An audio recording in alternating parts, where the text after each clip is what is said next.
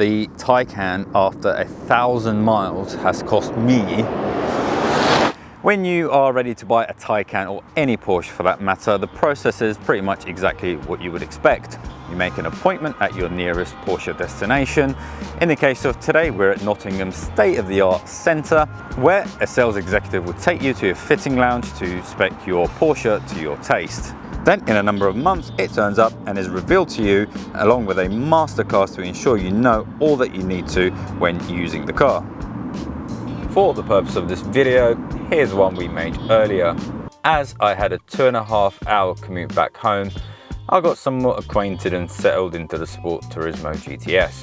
The car had a 233-mile range when I got in, and little after 95 miles, I arrived at the Baldock Ionity charging station to not only experience 350 kilowatt chargers, but just to reflect on the drive so far. And what a drive it was. The GTS ate the miles up effortlessly, and it was silky smooth throughout the whole journey. Once I got my head around how to get it working, I managed to get around 100 kilowatts worth of power. With certain mobility contracts, as I understood, you could get this service for around 56 pence per kilowatt. As I did not, I had to accept it at 74 pence per kilowatt hour. Ouch. But we'll cover these costs as we move on in the video. After some more ogling at the colour and the shape of the Taycan, I'd seen enough. In 23 minutes, I'd gained 37 kilowatts hour worth of charge. Times that by 74 pence, circa 27 quid. Ouch some more. This is the normal sound. And this is with the sound on. Have you ever been in anything that sounds like a spaceship? Once we get to the end of the month, I'll be able to give you a pretty accurate indication of how much this car cost to get to 1,000 miles, which is roughly what I anticipate doing. And then I'll be able to give you a comparison of what it would have cost had you charged it at home. Now, this car has a handy little trip computer which tells you exactly how many kilowatt hours have been consumed in exchange for that 1,000 miles, and then we'll go through that at the end of the video with some caveats, so make sure you stay tuned. As a true car guy, I use the Taycan at every opportunity. The first week consisted of doing an airport run, filling the quota for a social event, a trip into London to grab a birthday present, and I treated my family to a trip to a charging point. If you are thinking about going EV, there will be some burning questions that you'll have. For example, what's the range? How much will it cost me? What about depreciation? How do I finance it? Where do I charge it? All these are very valid questions, and we'll be covering as much of those as possible in this video. A massive thank you to Porsche Centre in Nottingham for giving me this Taycan on a longish term basis to give you guys a real world review in terms of what you can expect from the charging infrastructure, charging costs, and of course the range, and a little bit about what the car's actually like. Now, what qualifies me to bring these crucial points to you is that I've now featured more EV cars in the last couple of years on this channel than I have combustion engines, so I've got real world experience of driving them, running them, and just general day-to-day use. Not only that, for those who've followed the channel for a while will know that I used to be a business manager, so part of my day-to-day work was to, of course, sell finance packages and ensuring customers understood and knew exactly what they were signing up for before taking delivery of their vehicle. The Taycan is Porsche's first ever production EV car, and it hit the market around 2019. It's available in 3 variants: the Saloon, the Sport Tourismo, and the Cross Tourismo. Not only that, but between them you have a choice of the 4, the 4S, the GTS, the Turbo, and the Turbo S, so you've got plenty of variety to choose from, and depends how much zap you want in exchange for dumping your combustion engine. This particular example is the Sport Tourismo GTS, and it has a few options such as the 21-inch RS Spider wheels, passenger screen, chrono pack, some carbon fiber trim, ambient lighting, heads-up display, and the Bose surround sound system. £105,000 worth of Taycan. Taycan. How do you pronounce it? Now, this video is more about all the things that surround the Taycan rather than the actual car itself. However, we do need to talk about the car, and this is normally a section of the video where I'll script and I'll tell you a little bit about my conclusion about the car, and it's a portion of the video that I'll normally leave towards the end of the video. However, I wanted to speak about this point while it's still raw and give you my pure, unfiltered opinion on this car. And I am going to freestyle it here. It's been a very, very long time since I enjoyed driving a car as much as I have the Taycan. When I drove back from Nottingham, when I slowly reached the end of my trip, I was gutted that I didn't have another 300 miles of commute left. That's how much I enjoyed it. The blend of power, silky smoothness, refinement, comfort is unlike anything I've experienced before, at least not in a long time. And I think the closest thing that I could compare it to, which is a huge compliment to the Taycan, is it's like a Panamera. It's been out for a number of years, it's an EV. Dare I say it, it's not a traditional Porsche, but the practicality, the looks, the power, the silky smoothness, the refinement, like I say, it's magnificent. There's nothing that Taycan couldn't do, which explains why it's called the Taycan and not Taycan.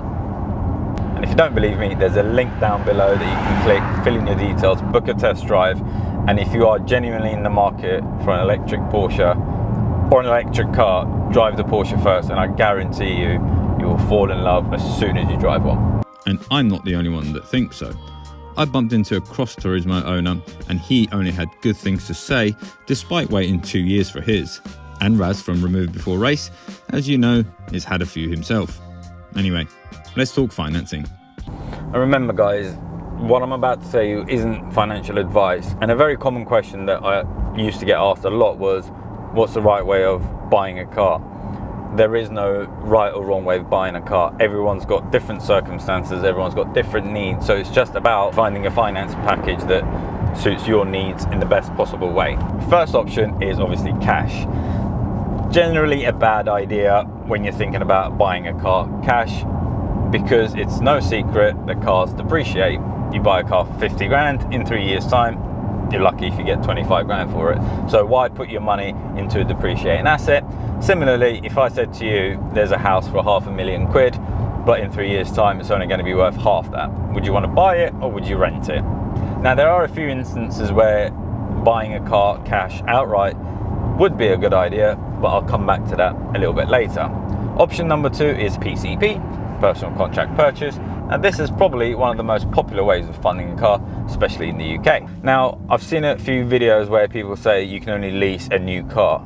That is not true. You can lease a new or a used vehicle. There are, of course, exceptions, but in a majority of cases, as long as the car is less than 10 years old by the end of its lease, then you can lease a new or a used vehicle. And the way it works is, if you imagine a pot, we put in there the car in question, how old it is, the mileage, the spec, all that into a pot. We also put your anticipated annual mileage, and we also put the number of months you wish to lease the vehicle. So, for example, let's take this £105,000 Taycan GTS, and then the number of years. So let's say we're going to do 12,000 miles a year over 3 years. Based on that information, it will work out an RV, residual value, also known as a balloon payment, optional purchase payment, or guaranteed future value. That figure is based on what that car is going to be worth at the end of the term. And the good thing is guaranteed, provided that you stay within the stipulations of the contract, i.e. servicing it at the correct dealerships, staying within your mileage, and looking after it with fair wear and tear. So 105 grand, 3 years, 12,000 miles. So the finance company might turn around and go, right, in 3 years time, when this car's got 36,000 miles on it, it's going to be worth 50 grand. That 50 grand is your guaranteed future value. So the bit left for you to pay is the remaining £55,000. Now, whether that's 5 grand deposit, 50 grand finance, or 25 grand deposit and 30 grand finance is dependent on you and your personal circumstances. The bigger the deposit, the smaller the monthly payment, vice versa. Now, I've used the word deposit, but it's important to know a deposit can sometimes be interpreted in the incorrect way, in the sense that you're gonna get that deposit back at the end of the term. No, that's not true.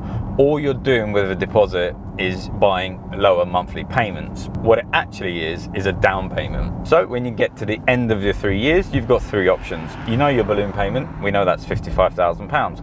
And if the market value of the car just so happened to be exactly, so let's say Porsche in this case got it spot on and the car is worth 55 grand exactly, then you have a decision to make. Do you pay the 55 grand and own the car, or do you trade it in for something else? Now, the benefit of doing this is that if for whatever reason the market is really volatile and the true market value is 50 grand at the end of 3 years and not 55 grand, then you wouldn't want to pay 55 grand for a car that's only worth 50, would you? So you hand it back to the finance company and you start again.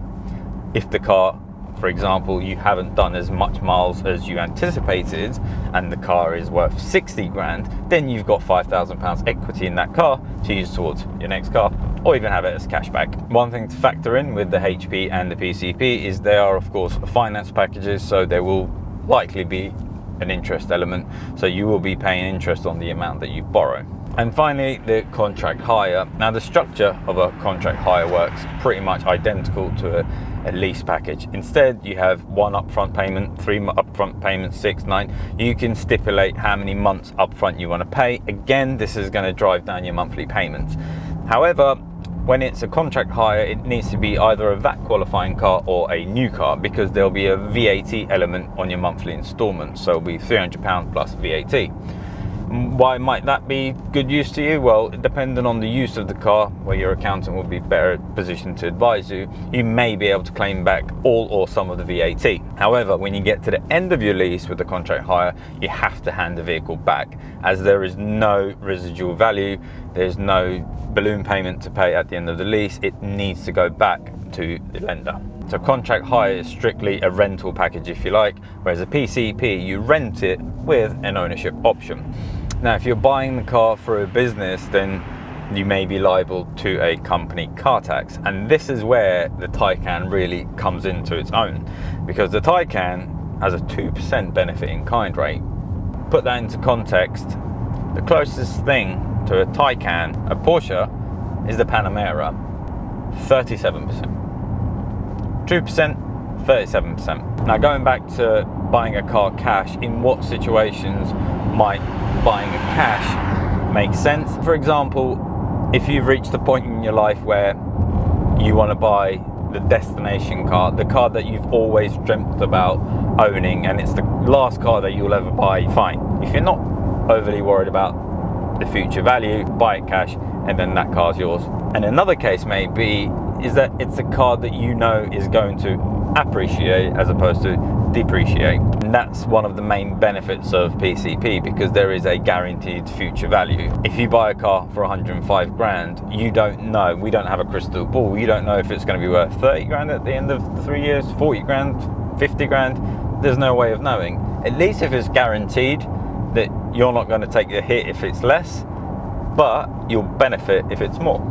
If you have any questions specifically about this car or any other Porsche, I'll leave the contact details to the guys at Porsche Centre Nottingham. You can email them, ask them any questions that you might have. Porsche Centre Nottingham is one of 6 Stratstone-owned Porsche centres across the UK.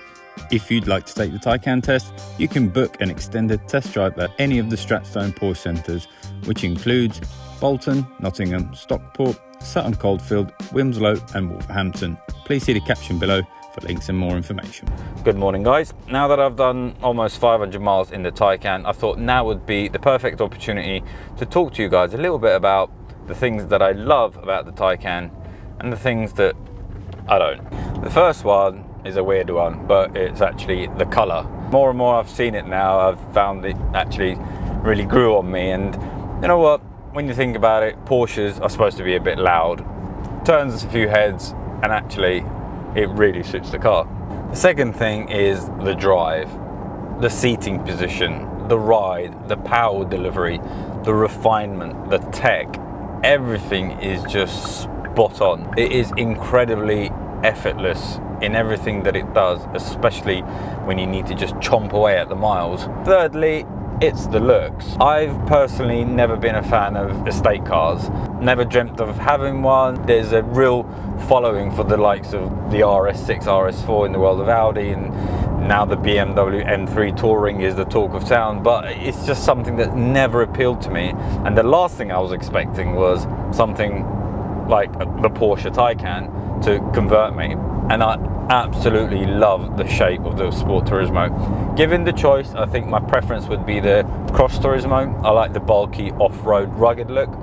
Anything I don't like, well, it's not much of a dislike, if you will. It's more, I would love more range. Of course you would, why wouldn't you? We have to concede the fact that that's just going to take some time, and the improvement of technology in the years to come, hopefully we'll get more and more range out of these cars. But the most I've managed in this on a full charge is 233. When you put it in Sports Plus, or when you have the aircon on, even that second screen, all of it will consume more power. So 233 has been the maximum amount of range that I've got out of this car. The interior as a whole, it's lovely. It's really modern, it's really sleek, but I've got a screen here, touchscreen there, and another touchscreen there.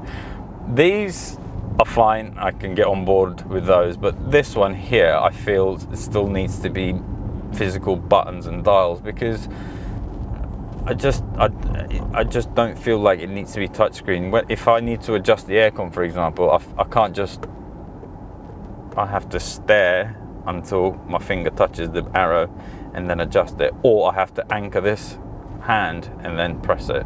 I just want to turn it up, turn it down quickly.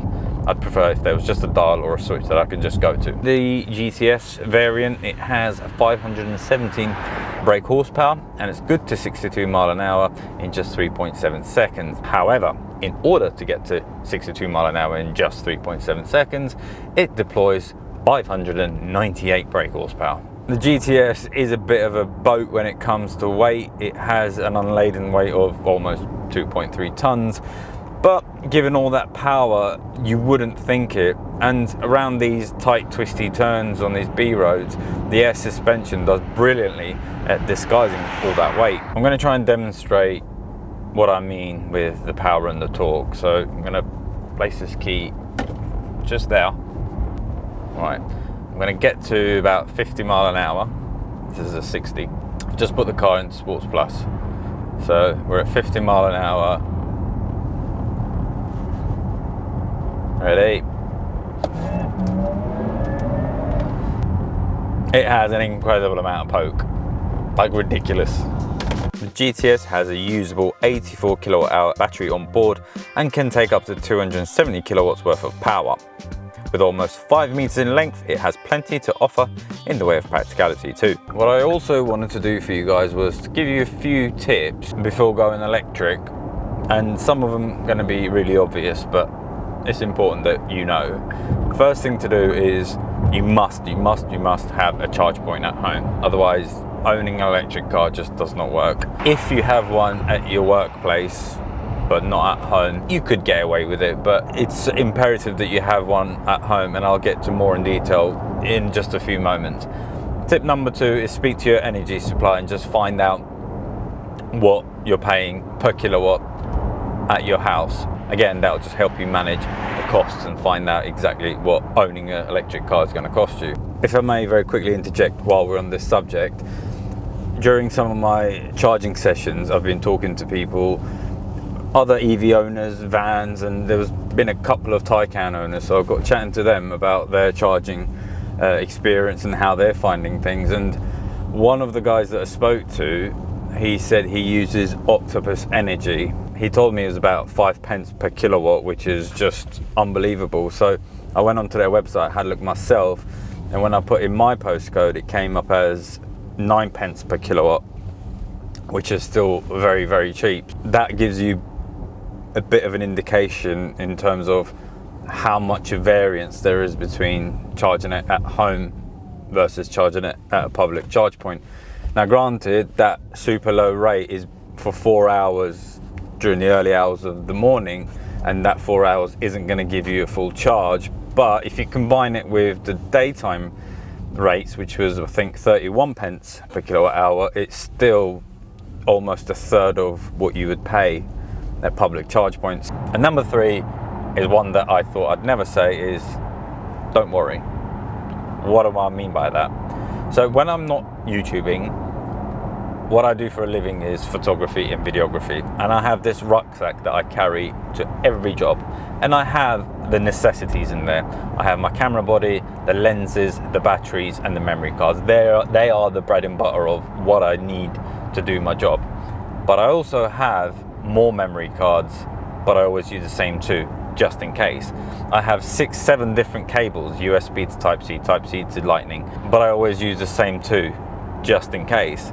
And I have a whole host of accessories that I always bring with me just in case.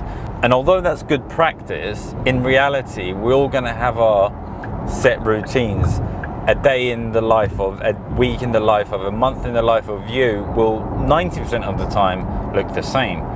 You'll know where you work, you'll have a permanent place of work, you'll know the mileage that you do, see family, see friends, go out, and it's only on those just in case moments where you'll have to venture outside of the normal routine where you may need more range. And that's when public charge points come in. Yes, I've had my fair share of problems with charge points, being overcharged, not working, clunky, rubbish apps. I've experienced it all. As a whole, the charging infrastructure has got some catching up to do. So that's why having a charge point at home is imperative. It just means that every night you go home, you plug your car in, and by the following morning you have a full tank, and you're paying for the best rates, which are at home. So there we are, guys. The Taycan, after 1,000 miles, has cost me £305. Yeah, that is a lot of pounds in exchange for miles. As we mentioned in the video, this was exclusively charged at public charge points to give you guys a contrast in terms of what it can cost public versus home chargers. According to the trip computer, we consumed just over 39 kilowatt hour worth of power to do 100 miles. Times that by 10,000 miles, 390 odd kilowatt hours, and that's how we worked out our numbers. So for this next part, the breakdown, I've made some notes, I'm going to refer back to them. But £305 would have got us 42 gallons of unleaded fuel. I've worked it out at £1.60 per litre, and that is the equivalent of this car doing 23 miles to the gallon. Now, if we look at the caliber of car, this has got over 500 brake horsepower, it's got loads of comfort, performance and practicality. If we were to compare this with another car that's got an internal combustion engine, we need to compare it with the likes of a 3 or 4 litre V6 or a V8 engined car, like a Panamera. And that's just something that we need to consider. We can't compare this to a car that's got a 1.6 litre super eco-friendly diesel engine that's going to give you 85 miles to the gallon. No, we need to look at the caliber of car as well. Now, let's look at it, what it would have cost it had to be charged at home. Give or take a few pence, the average energy supply is providing kilowatts at 30 pence per kilowatt, which isn't the cheapest, but it's a rate that most of us should be able to obtain charging at home. And that would have cost me £118.50, 16 gallons, 61 to the gallon. Now it starts making sense as to why you might want to go electric. 61 to the gallon for a Taycan GTS with all the performance, all the practicality, and all the Porscheness. It is nothing short of an absolutely brilliant car. So electric can make sense. And listen, you may be able to get electric even cheaper than then. Let me know in the comments section. How much do you pay for your electricity? What would 1,000 miles look like charging at your home? And if you have any questions for me or the guys at Porsche Centre Nottingham, all the details will be in the description box down below. Hope you enjoyed this video, maybe found it interesting or informative or just entertaining. And if you have, please give it a thumbs up. Consider subscribing. We're on Instagram, we're on TikTok. We'll see you guys over there. Thanks for watching. Right, train station.